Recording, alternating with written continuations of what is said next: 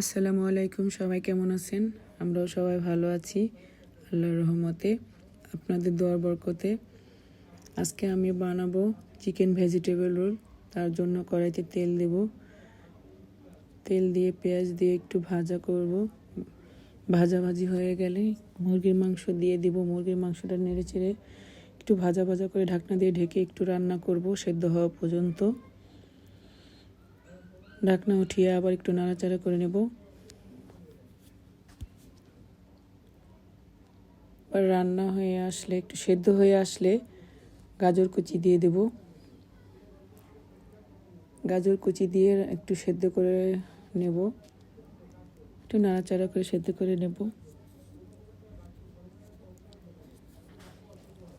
সেদ্ধ হয়ে আসলে ঢাকনা দিয়ে ঢেকে এবার বাঁধাকপি দিয়ে দেব। বাঁধাকপি দিয়ে আবার একটু রান্না করব। রান্না করে একটু ঢাকনা দিয়ে ঢেকে দেব। একটু সেদ্ধ হয়ে আসলে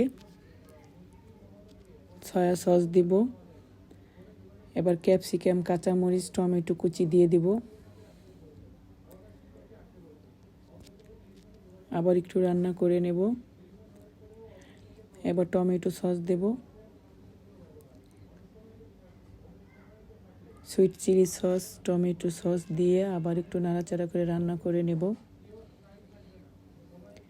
এবার শীট বানিয়ে তার উপরে পুর ভরে রেডি করে নেব চিকেন ভেজিটেবল রোল। খেতে খুব মজা হয়, খুবই টেস্টি হয়।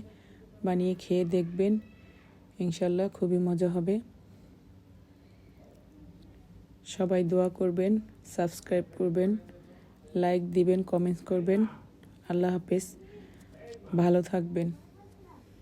Tata, bye bye.